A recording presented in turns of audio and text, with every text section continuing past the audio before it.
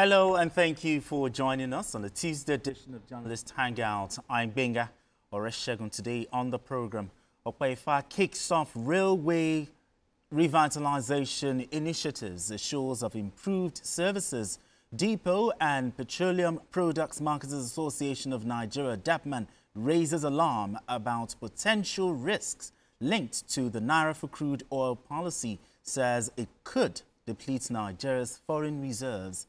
And later on the show, Defense Minister inaugurates training for 800 Special Forces troops. I'll be hanging out with Babajide Kolade Otitoju and Majid Jami. Journalist Hangout starts right now.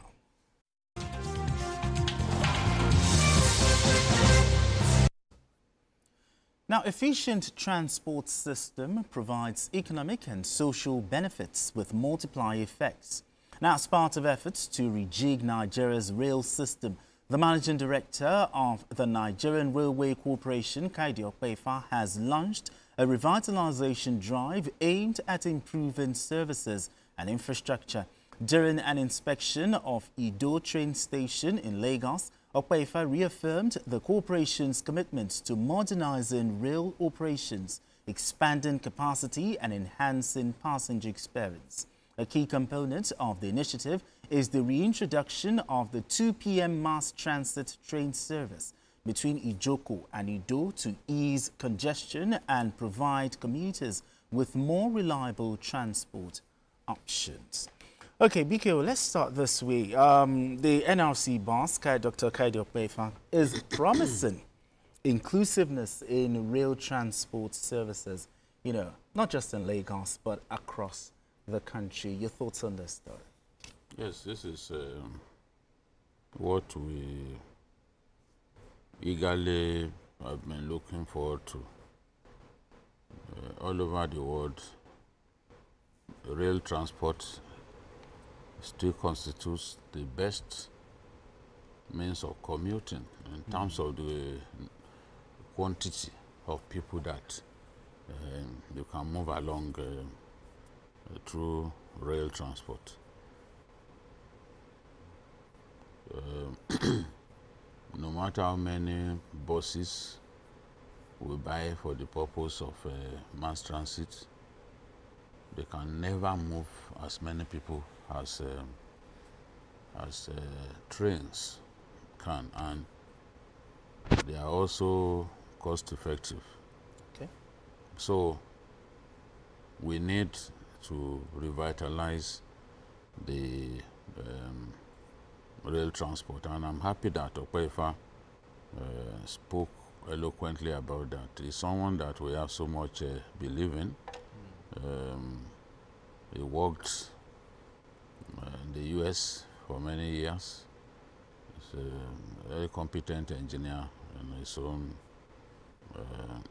right. So we expect real progress to happen during this time. We expect energy, we expect drive, we expect invention, because in the environment that we find ourselves, you need to be inventive so that you can get something out of nothing. And this is what we expect to see. I'm happy that he's looking at the entire gamut of railway operations. It's already talking to corporate organizations to show an interest in rail transport by beautifying and even sponsoring some infrastructure initiatives along the around where we have our terminals. So you look at the Lagos area, the Dumota market benefits so much from rail transport, because when you're able to move as many people as possible on market day, the market benefits from that. So I was happy when OPEIFA spoke about his desire to ensure that, okay, the 2 p.m. train is energized so that people can move. And then those communities, those border communities in Lagos, to Lagos, Ijoko, and the rest of them, you know, you want to see the trains moving constantly, moving people and goods, you know, up and down. It's really an area of so much promise in terms of revenue that I can generate, and in terms of value addition, in terms of the joy that people would have moving from one point to another. Without and of stress. course without stress. So he's also talking about even improvement in the ambience. For example, the coaches. How do you make the coaches, you know, more pleasing on the eye in a manner that would attract more passengers and enhance even passenger experience? People want to see trains that are clean, train coaches that are clean, you know, so that they feel comfortable, they feel happy to take a ride, you know, in it. I'm nostalgic about trains. My uncle, Abiodun Faleke, in 1985, I went to Kaduna to spend my holiday, and he was the one taking me up and down. He put me in a train for me to come back to Ilorin. I will never forget that experience because it was my own first time. Maybe when my parents were younger, they used to put me in the I cannot. But the one you can actually remember. I witnessed, yes. I was ill because I had watched a football match the day before we traveled, and it rained. Abiola Babes and I think Shooting Stars also. At that time, it rained. We didn't sit in a covered area. So we were dealt with by the rain. So I felt sick, but I couldn't miss the experience of going on a train. And by the time we got to Ilorin, I knew where to, I knew the terminal where I was to stop. So I enjoyed it, but not many children today have that experience. You go to school, maybe you are in school in Abeokuta, you are going on holidays, you hop into a train, you get dropped in Ibadan. Yes. You know, what was this place again, that terminal? I don't know that of Ibadan, but that of Abeokuta, I'm aware of that one. Yes. Yeah, because I've actually experienced that Abeokuta to Lagos, you know, on train. So you know, when you travel, when I'm trying to remember the term, but it's not a problem. I'll remember later.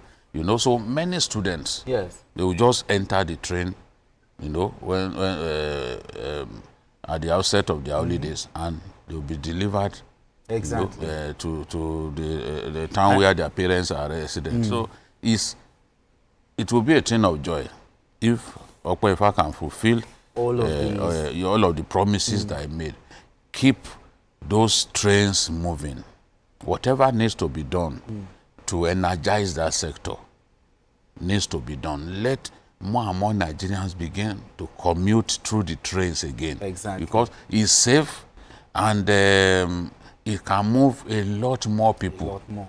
You know, if in the past, petroleum products were even moved by rail. Because that's another conversation that we need to start having, though. All of those trail articulated vehicles that have damaged our roads now is because we stopped using the trains to move petroleum products.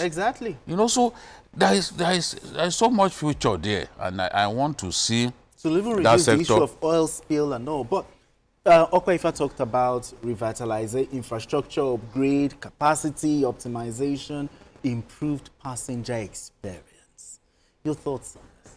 Yeah, particularly I was impressed with what is said at the Ido terminal. And like Jide said earlier, the Ido terminal feeds the Balogun market, that popular Balogun market in Lagos. If you don't want to imagine the amount, the volume of transactions that happens at the Balogun market every day. And that's why the 2 p.m. mass transit train service. Yes. They call it MTTS. That all the way from Kajola in Ogun State to Ido.